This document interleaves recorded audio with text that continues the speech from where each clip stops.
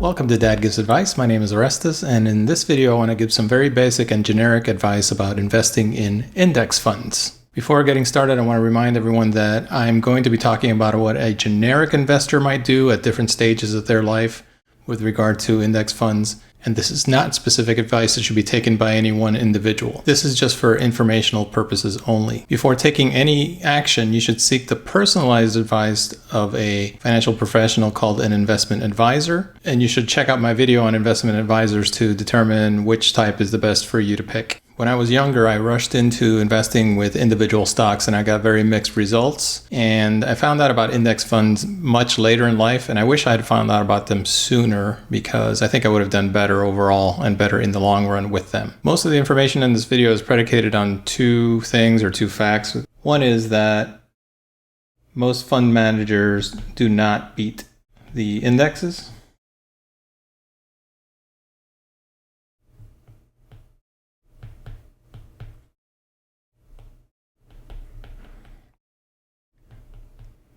And if you saw my video on mutual funds, you saw that I talked about there's two different kinds of mutual funds essentially, and those are managed funds and index funds.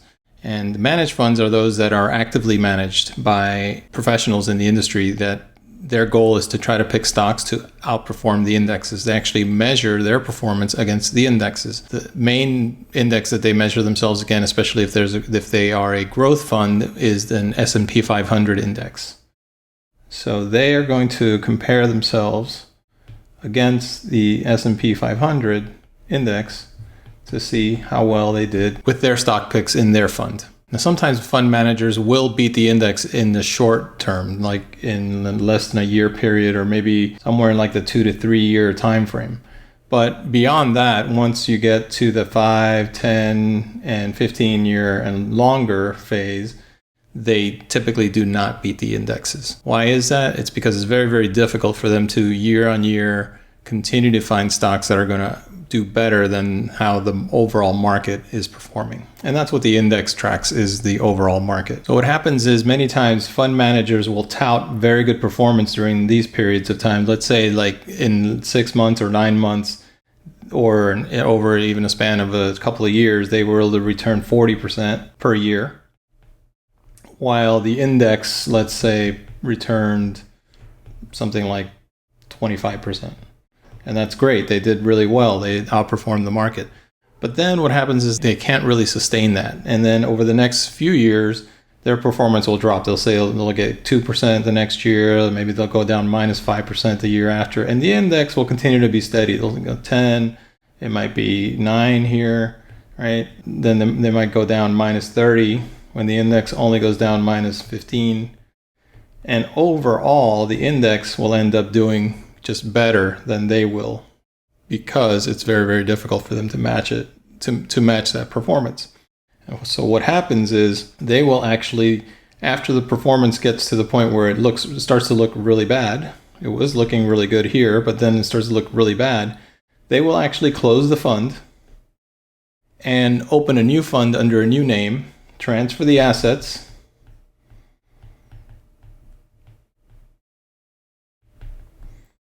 open a new fund, and start from scratch. And maybe they get lucky and the next year they do well, and the new fund goes up again, and now they're able to tout again that they're beating the overall market, when in fact all they did was this trick of closing a fund that was underperforming and opening a new one in the hopes of getting it to be outperforming over the next year or so. So they can play this trick, but over the long run, they're just fooling themselves and fooling their own investors because they're just not beating the market. The other factor, it's related, second factor, is related to the first, and that is that over the long run, index funds tend to do better than just about anything else. Index funds are just better, or it's called outperform.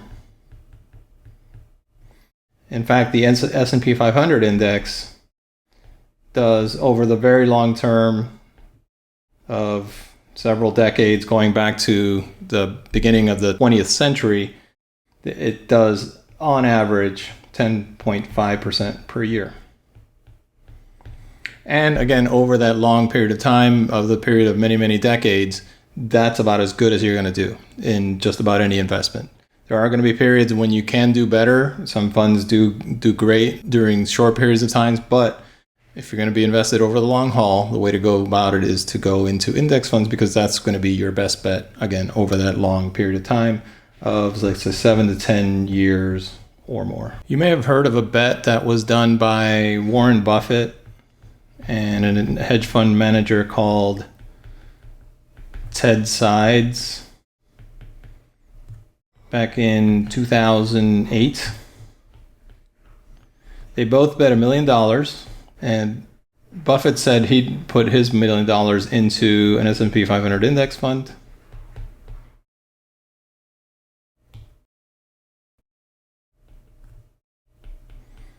And Seides would invest in his own hedge fund. And Buffett knew that the hedge fund would be a higher cost and have high fees, while the index fund was very low cost. So the index fund was going to charge something like 0.04% in fees, while the hedge funds typically charge something like 2% in fees, plus 20% of profits above a certain number. So that could be a hefty amount of money that they're charging for their services. They put their money into these different vehicles in early 2008, and that was bad timing for that, because if you remember, at the end of 2008, there was a stock market crash, and the index actually fell 37% roughly that year. And the hedge fund actually did a little bit better. The hedge fund fell about 24%. So right off the bat in that first year, Seides was winning the bet, just because they were able to do things outside of the index, and they were able to not fall as far as the index did. However, in the next few years, the index fund always did better. So over the next 7 to 9 years, Buffett's account recovered and actually ended up higher than Seides. By the end of 2016, Buffett's index fund had grown by 7.1% per year, while Seides' hedge fund had only grown by 2.2% per year. And at this point, and this was now 2016, and at this point, Seides conceded the bet and said, yep, Buffett wins. The index fund definitely outperformed his hedge fund. And that, again, proving the point that over the long term, an index fund will tend to beat just about any investment. You can see this full story on a site that I really like called Investopedia. And you can search for Buffett's bet, and you'll see a nice little article written there about the whole story of this bet, what happened, the wild ride that it went through. And one of the interesting things that they show in here is not just a comparison of the hedge fund average to the index fund, and over that time period, 2008 through 2016, as you can see there, index fund did much better than the hedge fund average, but it also did better than all these other funds that it was compared to. So all these other growth funds that were compared to. If you had another fund that you were going to choose, you would choose this fund C here, which grew by almost 63%, but the index fund outperformed that as well. And that's the point, is that over the long run, index funds tend to beat just about every other investment. You can also check out the story about the S&P 500 index's long-term performance in Investopedia as well. Just search for that. I'll put a link on it on the video and in the comments below. So these two factors of most investment professionals not being able to do better than index funds, and index funds being the best overall performing types of investments, led me to where I am today, which is investing pretty much solely in index funds and avoiding managed funds and avoiding individual stocks. Now, of course, index funds can lose money. If you had put your money into an index fund in the beginning of 2008, let's say you had put $100,000 at that point, by the end of that year, the market had dropped by 37%, you'd have dropped to $63,000 by the end of the year. Not good. And if you'd sold at that point, you would have lost money. But the point of index investing is, again, the long term. When you're talking about putting money into these funds, you want to leave them in there for at least like a 7 to 10 year period. If you had done that, then by the end of 2016, that 100,000 would have grown to around 189,000. Much better than losing $37,000. In a more normal 10-year period that doesn't include a huge 37% drop right off the bat, you might expect that 10.5% gain year over year to take that 100,000 and grow it to around 284,000. And that's how compounding interest works over time. So how do you get started with index funds? And again, this is all very generic information. You should talk to an advisor before taking any action. But one way to do it is to initially just, if you have, let's say, under 50 to 100,000 to start as your investment, and even you can start as low as $2,500 or $3,000, you could just put all of that into an S&P 500 index fund. And these are available from all the big fund families that you've heard me talk about: Vanguard, Fidelity, Schwab. All the big names have their own index funds that track the S&P 500's performance, and they all charge very low fees. And putting your money in that, of course, would be something to do for a young person who has a long time horizon before retirement and also can leave the money in there for that long term of 7 to 10 years or more. Another option would be to split it into at least two funds so that you can have some in growth and some in value. If you remember on my video on mutual funds, we talked about a 3x3 matrix where on one side we had market capitalization, so large cap, mid cap, and small cap. And on the top we had value on one end and growth on the other end. And in the middle we had blended, which was a combination of two. I'm going to ignore the blended because we're going to do our own blend in this model. So what I do there is I split it into a 2x3. And in this case, rather than put all of the money into an S&P 500 index fund, the other option would be to put some percentage of it here and some percentage of it here. Again, this is for folks who have less to invest, 50 to 100,000 or less, and are also younger and starting out. And in this case, what you're doing is you're separating your money across value and growth stocks and essentially making your own S&P 500, because the S&P 500 already has a mix of value and growth. So essentially the S&P 500 is somewhere in the middle here. And that index fund is something in the middle here. But there are index funds here as well, and here, and here, and here. There's index funds that target each one of these different sectors within this 2x3. So in this case, you'd have a percentage of your money in large cap value and a percentage in large cap growth. In situations where markets are topping and coming down, and maybe the market is not doing so hot, you'd want to have probably more weighted in value than in growth.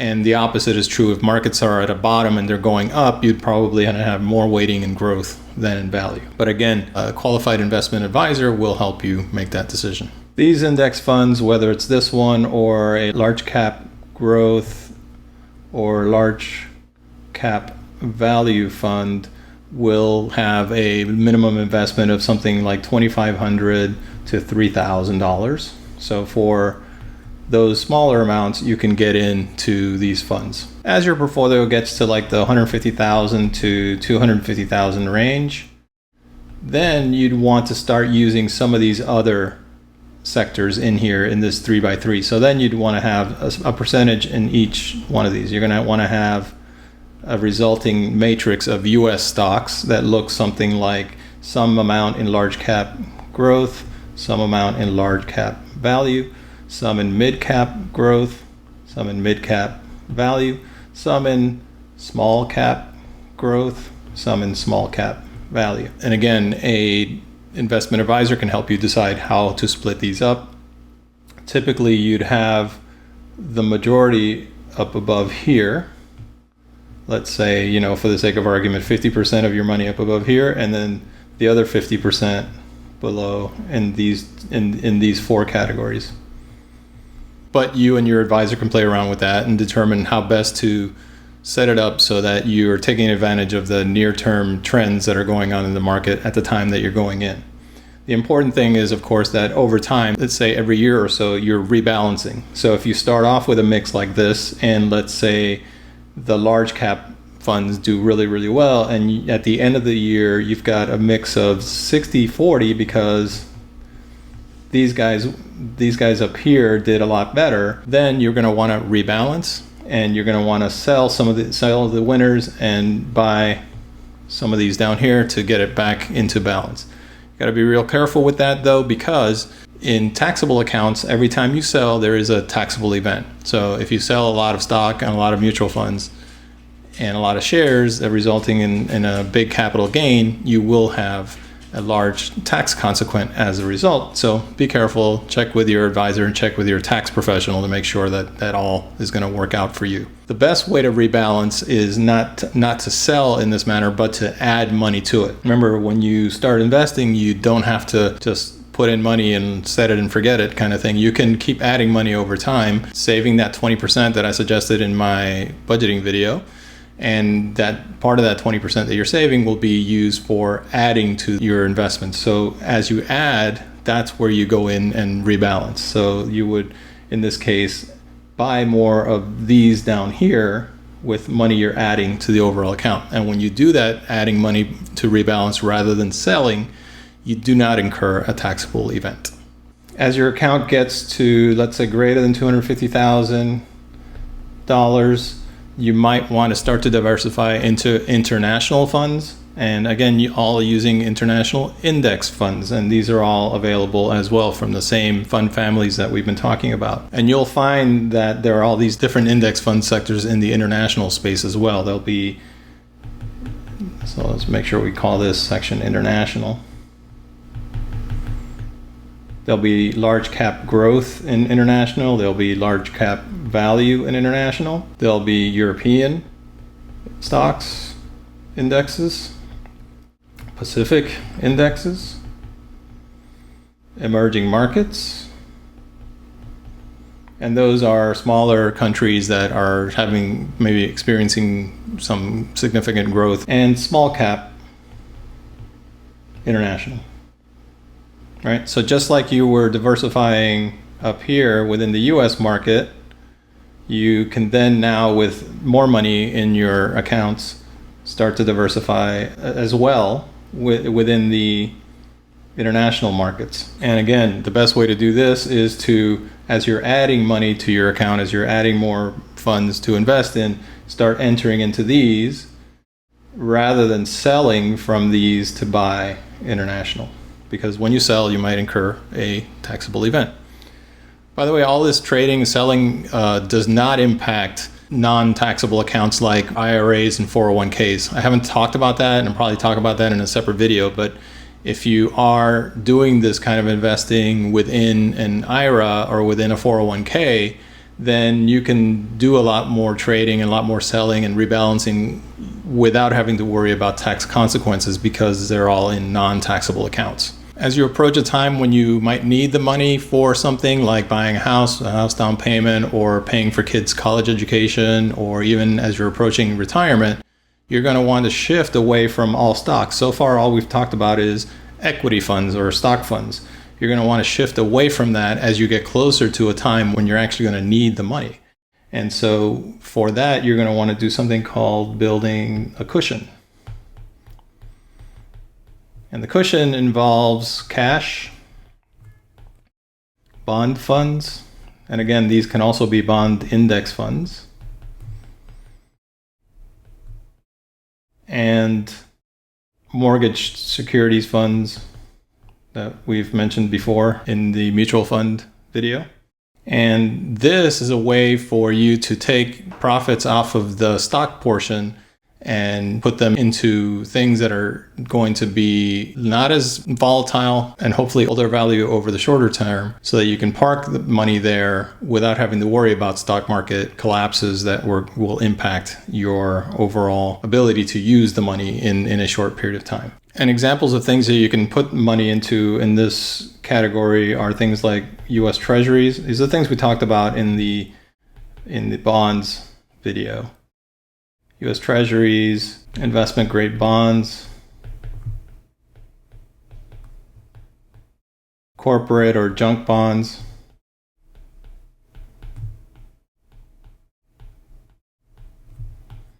Ginnie Mae's, remember the government-backed mortgage securities, international bonds, funds,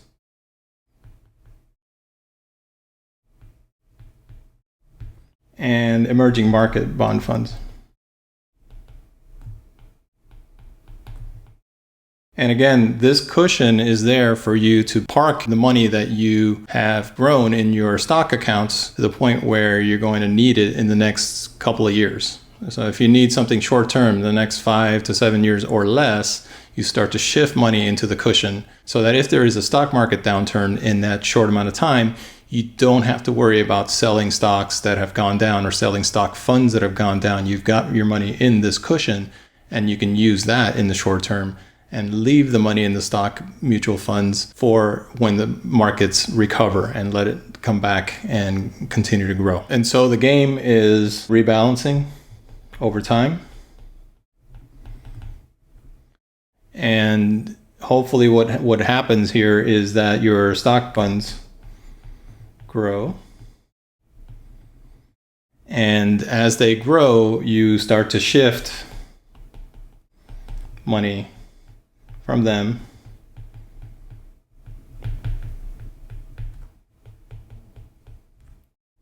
to the cushion.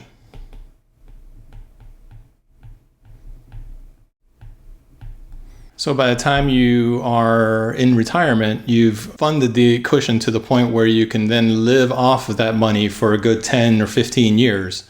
And that's the ideal. If you can get to the point where you can fund your cushion to live off of entirely for 10 to 15 years, plus counting in Social Security and pensions and anything else that you expect to be earning when you are retired, then you can leave your stocks continue to grow, hopefully in perpetuity. I should mention, of course, that nowadays that interest rates are going up, you should be looking at short-term funds for this cushion, because we know that as interest rates go up, these short-term debt instruments are going to be less sensitive to interest rates than long-term ones will be. You also want to review the percentages that you're using with your investment advisor over time, because things change and sometimes you want to shift from more growth to less growth and more value, or vice versa. And sometimes you want to shift from short-term bonds to intermediate term or longer term. But, like I said, not nowadays. The whole balance here of things is when you're younger and you're just starting out and you've got a long time horizon before you actually need any of the money, you can put it all in stock index funds and let it grow. And then as you get to the point where you are going to need some cash or need some money to make a large purchase or get into retirement, you're going to want to start shifting ahead of that into the cushion and grow that by transferring funds over to it. It's okay to do some rebalancing into the cushion by selling stock funds that have grown, because that's what you want to do. After all, you do want to take profits and you want to be able to make money and have your money grow and then keep it safely in order for you to use it whenever it is that you need to use it. So don't be too worried about selling if you need to sell in order to grow the cushion to the point that you need it. But again, work with an investment advisor to help you figure out what plan works best for you in your current stage.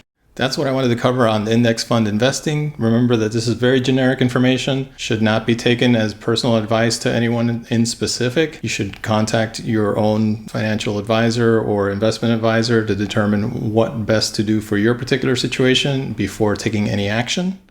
Let me know if you have any questions or any other topic suggestions you might want me to cover. And thanks for watching and have a great day.